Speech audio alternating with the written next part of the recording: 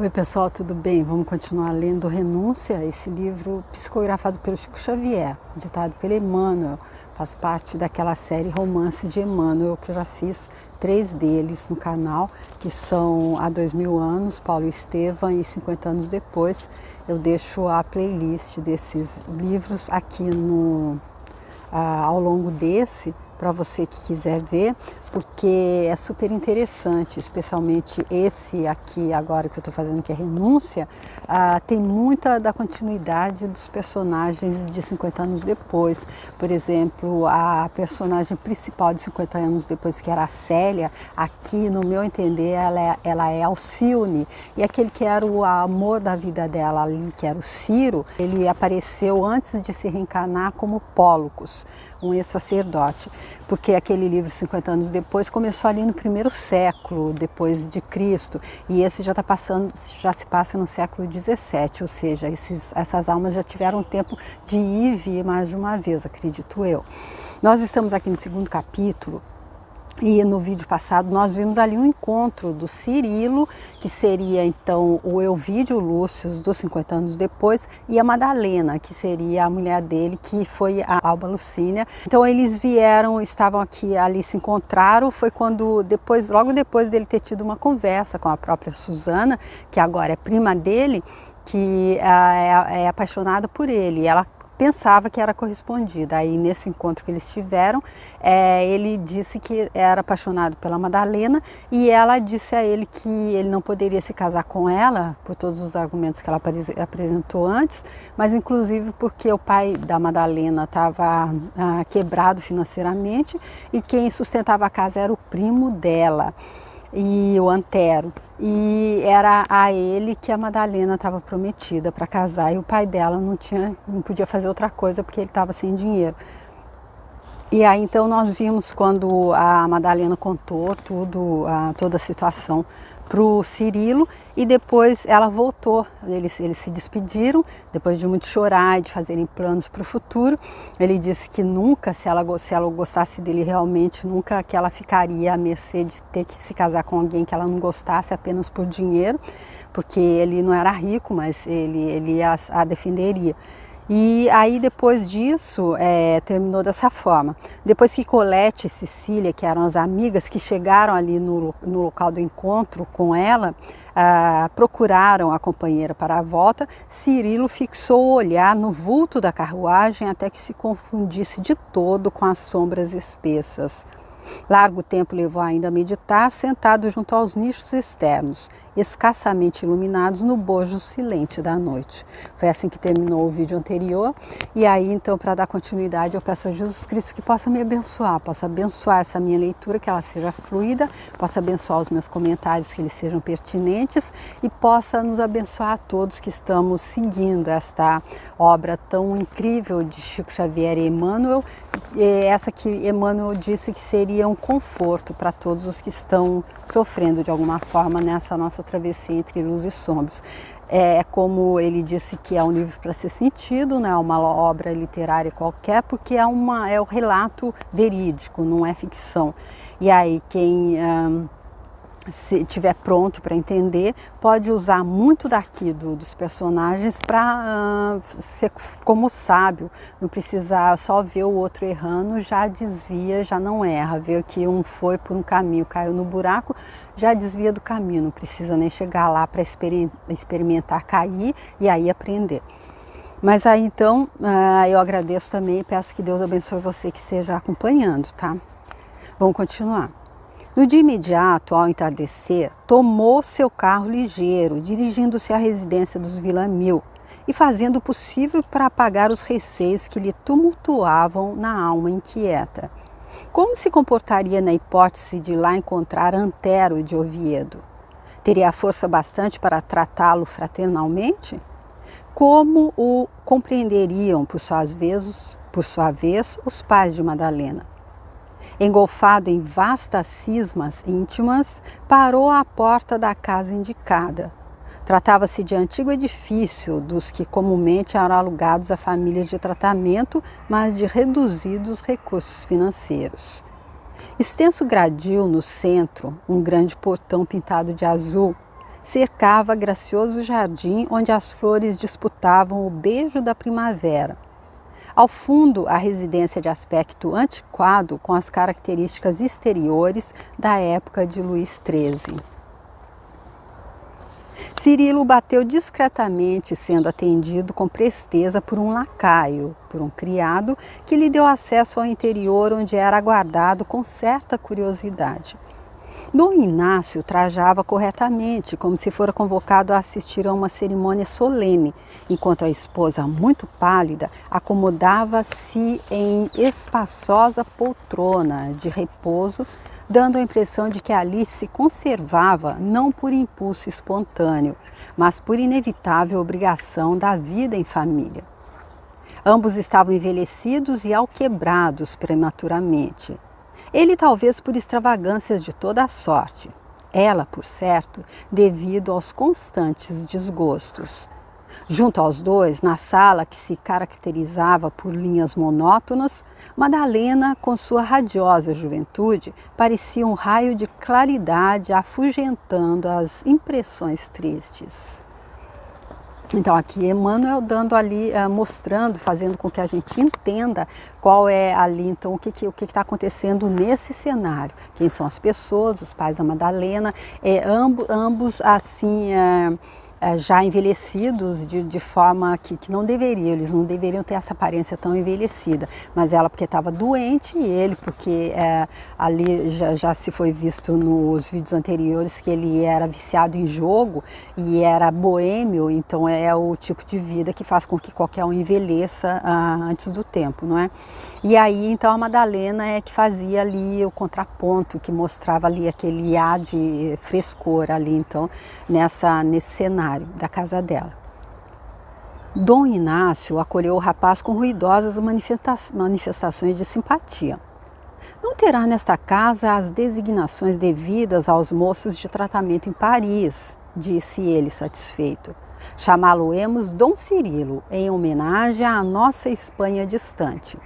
Não esquecendo que então Dom Inácio é espanhol, foi lá que a Madalena nasceu, em Granada, e a mulher dele é francesa. Desse modo ficará mais íntimo, acrescentava Dona Margarida de Saint-Mégrin e Villamil, com um sorriso. Desejamos que este lar seja também seu. Enquanto os jovens se alegravam, experimentando a certeza da condescendência dos velhos generosos, Dom Inácio acrescentava: e pode estar certo, Dom Cirilo, de que sua estreia deve ser muito brilhante, porque minha esposa não acolhe a qualquer na primeira visita. Riso geral coroou essas afirmativas, ao mesmo tempo que a palestra descambava para as recordações das pátrias distantes. O jovem Davenport falou de suas lembranças da Irlanda e, depois de bordar inúmeros comentários em torno das relações entre espanhóis e irlandeses, Dom Inácio acentuou: nossas afinidades religiosas com a Irlanda sempre foram estimáveis e confortadoras. Aliás, fui eu quem teve a honra de acender a primeira vela enviada pelos devotos do santo arcebispo de Armagh, que é uma cidade da Irlanda, em Dublin, capital da Irlanda, na fogueira em que foram castigados em Granada, lá na Espanha, alguns hereges de Longford, uma outra cidade da Irlanda, num de nossos maiores autos de fé. Aqui então ele faz referência àquela coisa que acontecia ali naquele momento entre católicos e protestantes ali nesse momento aqui da história. E aí o Cirilo franziu o senho como quem se desagradava do assunto e acrescentou: a psicologia da gente irlandesa é muito difícil e complicada. Aí o Dom Inácio diz: tal como a nossa na península, atalhou o velho fidalgo. É impossível esqueçamos nossas tradições para acompanhar o surto de loucuras e novidades que terminará projetando os povos no abismo. Não podemos confundir liberdade com licenciosidade e seria falta grave aplaudir essa onda de tolerância criminosa que varre atualmente o mundo. Temos de ser exóticos em qualquer parte da terra. Será lícito estabelecer a desordem e dizer que se progride? Então a Espanha toleraria o chamado Édito de Nantes? Esse Edito de Nantes, então, é o que foi proclamado por Henrique IV em 13 de 4 de 1598, a fim de regular a condição legal da Igreja Protestante na França.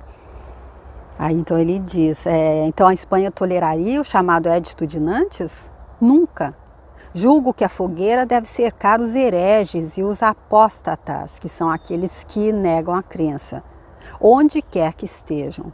Pelo menos isso constitui elevada instrução de nossos santos padres.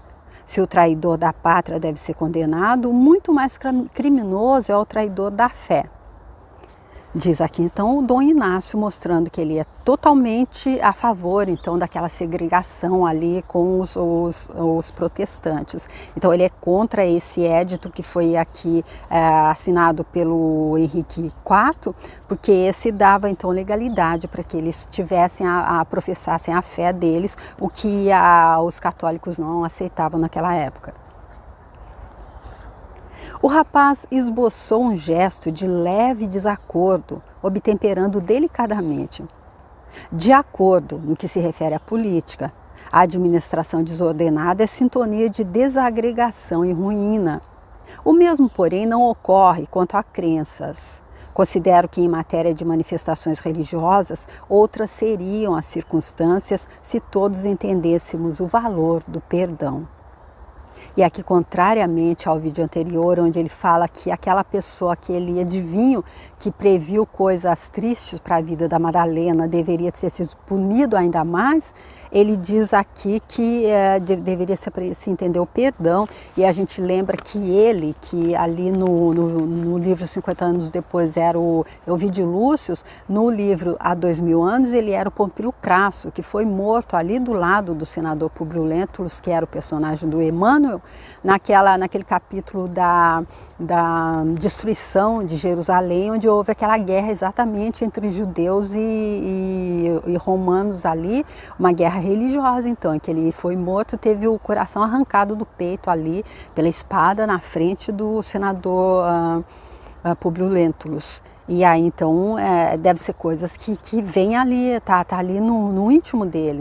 A gente vem e se esquece, porém eu acredito que a nossa alma, assim, algumas coisas, alguns fatos muito marcantes, tem hora que vem à tona, não é? Então acredito que nesse momento dessa guerra que ele vê tanta coisa acontecendo por causa de religião, talvez venha à tona nele esse sentimento de que ele já pagou caro por isso. Então ele prega ali o valor do perdão. O senhor é muito moço, replicou Dom Inácio sereno. Só mais tarde poderá compreender que o perdão dissolve a família. E isso foi o Dom Inácio que disse. O jovem fez menção de espanto e respondeu instintivamente. Mas Jesus perdoou sempre, Dom Inácio. O velho fidalgo, entretanto, como quem se habituara a interpretar os textos evangélicos pro domo sua, e pro domo é uma palavra, uma expressão latina que diz em defesa dos próprios interesses. Então ele interpretava os textos evangélicos em defesa dos próprios interesses dele. Então ele se habituara a interpretar os textos evangélicos pro domo sua, esclareceu sem qualquer preocupação de espírito. Esse problema foi estudado por mim junto ao inquisidor Mor de Granada. Depois de algum tempo chegamos à conclusão de que se o Cristo suportou os algozes, mandou também que o homem orasse e vigiasse incessantemente. E o senhor já observou alguém vigiando sem armas? Em que lugar do mundo a sentinela pode abraçar o inimigo? E aqui, como bem disse o Emmanuel, ele torcendo tudo completamente, querendo dizer então que Jesus Cristo pode ter dito que era para se perdoar, mas ele disse que era para vigiar, e se a gente vigia a gente tem que estar armado e não deve abraçar o inimigo.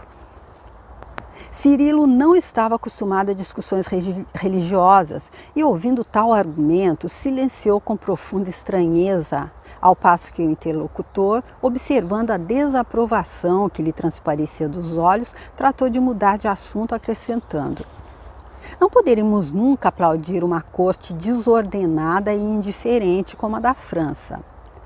Neste ponto da conversação, Dona Margarida, considerando que as expansões do marido poderiam melindrar o rapaz, advertiu calmamente. Ora, Inácio, não generalizes. Suponho que na tua idade qualquer pessoa deve examinar acontecimentos e fatos sem a paixão que envenena as melhores fontes do caminho. Por que acusar a corte quando a culpa não pode cair indistintamente? Todos os governos são ótimos quando somos jovens. O velho fidalgo empertigou-se, cofiou os bigodes, fitou a esposa sobranceiramente e sentenciou. A senhora acha então que falo por ouvir dizer? Há 3 anos, com a mesma velhice de hoje, assisti à assinatura do nosso tratado com a França na Ilha dos Faisões.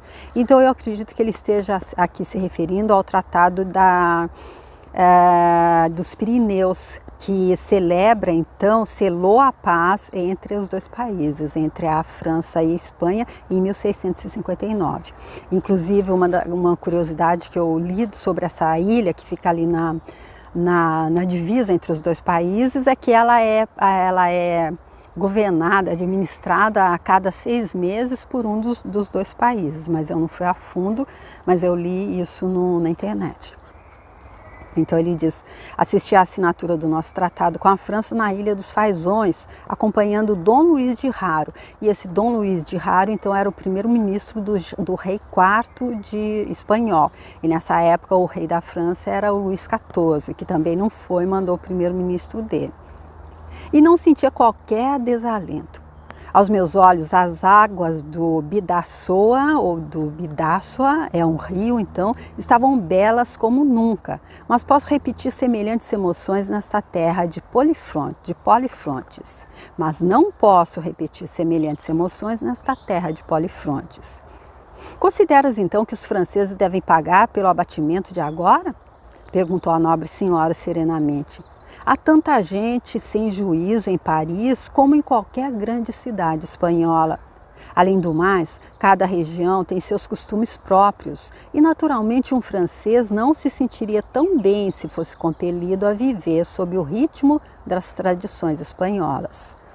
Então, a Dona Margarida, como a gente já sabe, ela é francesa e aí ela tenta dar uma apaziguada ali nas opiniões dele ali, também acredito que por isso, porque ela tem um pouco de nacionalismo ali, ela é francesa, e também para que ele não ela está vendo que isso não está deixando Cirilo muito à vontade, o teor da conversa. Ah, sim, replicou Dom Inácio, sem conseguir disfarçar a irritação. Para os franceses, todos os descalabros, que quer dizer também contratempo, podem ficar bem. Mas eu sou um homem antigo e é preciso não esquecer que minha família descende de parentes colaterais da rainha católica. E depois de um gesto significativo, rematava orgulhoso. Minha filha e eu não fomos nascidos nas margens do Gorona, tampouco ao pé das águas sujas do Sena. Esses são 2 rios, então, franceses. Nesse instante, contudo, antes que Cirilo pudesse interferir com alguma observação afetuosa e conciliadora, ouviu-se o ruído de um carro que parecia trazido por cavalos resfolegantes. Dona Margarida, como se já estivesse aliada do pequeno atrito doméstico, fez um sinal à filha, revelando maternal preocupação, e falou: Madalena, previne lá dentro. Antero deve estar regressando de Versailles. Enquanto a jovem se dirigia para a sala da copa, o moço da Vempor prestou atenção a fim de observar o recém-vindo, cujas passadas fortes se faziam ouvir quase junto à porta da entrada. Quem é que está chegando ali? Está chegando então o primo da Madalena, aquele que então é o rival do Cirilo, já que o Cirilo foi ali porque ele pretende começar a cortejar a Madalena, com quem ele já teve aquela conversa e ambos estão determinados que vão ficar juntos. Mas isso com certeza não vai agradar o primo, que é para quem ela está prometida. Ia finalmente conhecer o rival. A presença do sobrinho de Dom Inácio em plena sala não lhe deu oportunidade a mais vastas considerações íntimas. Antero exibia dotes singulares de beleza física, nos seus 30 anos bem formados, alto, elegante, cabelos negros e ondulados. tez levemente amorenada, peninsular, olhos agudos e indefiníveis. Deixava transparecer nas maneiras polidas um quê de intencional. Então aqui, Emmanuel dizendo que era ali um gato ali, espanhol, bonito mesmo, mas que não é essa beleza física dele não cativou a Madalena, que ela prefere o Cirilo. Dir-se-ia que suas atitudes delicadas não eram sinceras, mas oriundas do profundo artificialismo de quem não se deixa conhecer tal qual é. Ou seja, em outras palavras, Emmanuel dizendo que ele era um dissimulado. Apresentado ao rapaz irlandês, cumprimentou-o cordialmente, embora seus olhos parecessem interrogar a razão de sua presença ali, e depois de se encaminhar para o interior enquanto a palestra prosseguia suavemente, regressou à sala onde prestou singular atenção aos olhares significativos trocados entre a prima e o visitante inesperado, compreendendo que o seu campo afetivo fora invadido por influências estranhas. Então, se ele tinha alguma dúvida no primeiro momento, quando ele chegou ali na sala, com aquela visita inesperada de um outro homem, agora quando ele observou a troca de olhares entre o Cirilo e a prima dele, a Madalena, ele já entendeu completamente que estava sendo ali invadido o campo afetivo dele. Embora não manifestasse o mal-estar que aos poucos se lhe apossava do espírito, de quando em vez dirigiu o olhar indagador para a tia e mãe adotiva, como a interrogar sobre as pretensões desconhecidas do intruso. Então, para ele, o Cirilo é um intruso, e ali no início, o Emmanuel já disse que para o Cirilo ele era o rival. A uma pergunta direta do velho fidalgo quanto à marcha dos trabalhos que lhe competiam, respondeu cortesmente: todas as obrigações obedecem ao ritmo normal e o senhor pode crer que em breves dias Versailles reunirá toda a corte e será o centro da vida política da nação francesa. E o rei? Perguntou Dom Inácio, exprimindo certa inquietação nos olhos. Expediu a ordem de pagamento da minha disponibilidade? Por enquanto não, esclareceu o interpelado. Ainda hoje, porém, pude avistar-me com Sua Majestade quando procurei o Sr. Colbert, trazendo-lhe hoje a boa notícia de que o soberano pede o seu comparecimento em palácio. Para quê? Rosnou o nobre espanhol quase colérico. Amanhã farás o favor de dizer ao rei dos franceses que se me chama para me despojar de algum bem, os ministros dele já me usurparam as dignidades.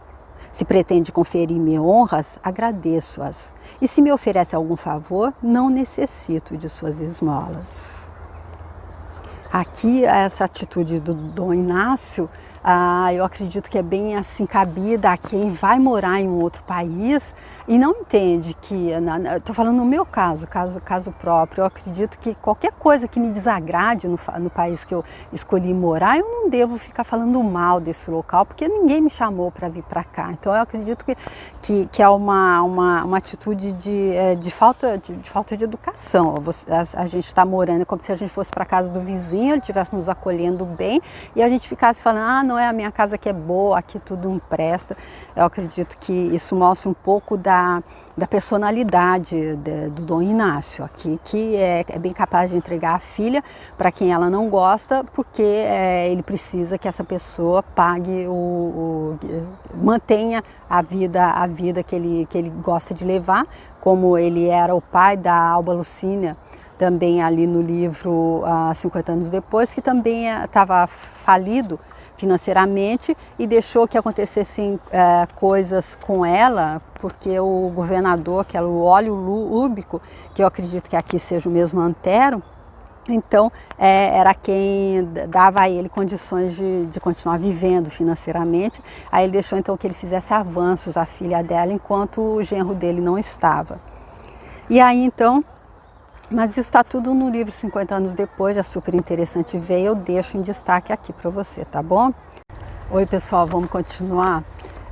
Como vocês viram aí, teve aquela interrupção porque apareceu um pessoal aqui para fazer um piquenique E é isso que dá a gente montar o nosso estúdio num lugar público. Aqui é um parque público aberto a todos, então eles sentiram vontade de vir comer exatamente aqui. Então eu tive que parar, mas por isso que eu estou continuando no dia seguinte, mas sem nenhum prejuízo para a leitura, tá bom? Continuando então. Após uma pausa que ninguém ousava interromper, rematava com esta afirmativa: e se Sua Majestade manda buscar-me visando a fins mais ásperos, pode afirmar-lhe que não será necessária minha presença em palácio para que me mande ao Pelourinho. Bastará uma ordem. Madalena, muito acanhada, observava Cirilo, que acompanhava o diálogo do tio e do sobrinho com alguma estranheza. Esperava-se que Dona Margarida viesse à discussão com interferência conciliatória, mas foi Antero que desfez o silêncio, ponderando com calma. No entanto, meu tio, é possível que as coisas sejam conciliadas em seu favor. Como sabemos, o Sr. Fouquet já não permanece à testa dos negócios públicos. E achas, porventura, que o soberano é melhor do que o ex-ministro? Um remendado não poderá condenar um andrajoso. Fouquet não se retirou do cargo pela prodigalidade dele nas despesas. A causa de tudo, no capítulo da demissão dele, foi o escândalo dos ciúmes por Mademoiselle Lavalière. E isso aqui, então, é o pai da Madalena que está dizendo, Dom Inácio. Antero ia exprimir um gesto de desacordo, mas o fidalgo continuou. Não permito que me contradigas. Acaso não estás farto de saber que aqui em França são as mulheres que fazem os ministros? Dona Margarida, desejosa de imprimir novo rumo à conversação, a fim de que o esposo não incendisse nos comentários apaixonados, aventurou. Suponho, Inácio, que deves ir, ainda que não conseguisses um acordo para o recebimento do que te é devido. Essa visita dar-te-á ensejo a qualquer combinação com a rainha. Eu, bradou ele com energia, que me poderia dar a desventurada infanta, necessitada de quase tudo em seu ambiente doméstico? Poderei procurar a filha do meu soberano para chorar as desditas, mas nunca alimentando o propósito de pedir qualquer coisa. Então aqui o Dom Inácio ali, dando um show dele ali, né? Ele que já falou bastante ali atrás, que ele está super insatisfeito por ter deixado a Espanha para viver na França.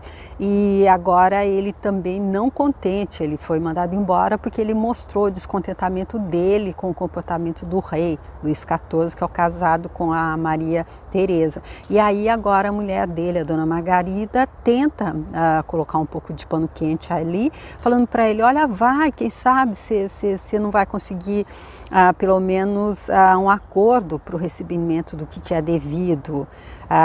Mesmo que você não consiga, essa visita vai te dar ensejo a qualquer combinação com a rainha. Ele diz que dela ele não pode pedir nada, porque ela não tem nada no ambiente doméstico dela, já que o rei a trata então não como deveria, já que ele a atrai. E aí então ele disse que ele podia até ir chorar as desditas, mas nunca pedir nada. Em todo caso, seria útil alguma tentativa, exclamou Cirilo Davenport timidamente, receoso de ser tomado como indesejável nas combinações familiares. Dom Inácio Villamil, porém, carregou mais expressivamente o semblante e sentenciou: mas eu sou um homem da velha têmpera. Então aí até o Cirilo resolveu tentar ver se ele conseguia resolver a situação, mas não deu certo. O rapaz compreendeu-lhe a resistência inquebrantável, baixou os olhos e calou-se. A palestra chegou ao fim com as expressões conciliatórias de todos ante a intransigência do velho fidalgo.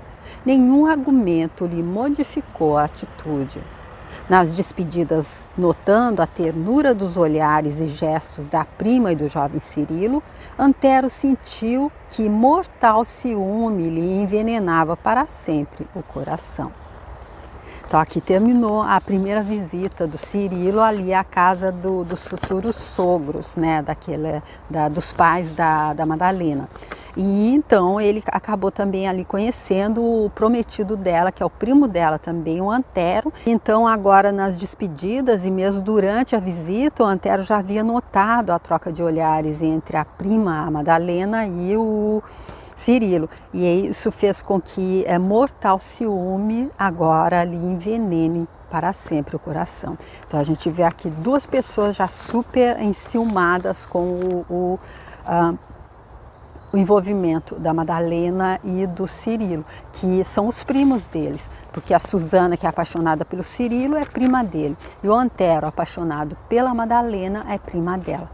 Então vamos ver como é que continua no próximo vídeo. Espero que você tenha gostado desse, apesar das interferências. E espero que, se você gostou, quiser compartilhar, curtir, comentar, muito obrigada. Se quiser dar uma olhada lá no meu canal, tem outros livros lá também, além de outros dessa mesma série do Romance de Emmanuel, do Chico Xavier, tá bom? Muito obrigada, até o próximo vídeo. Tchau!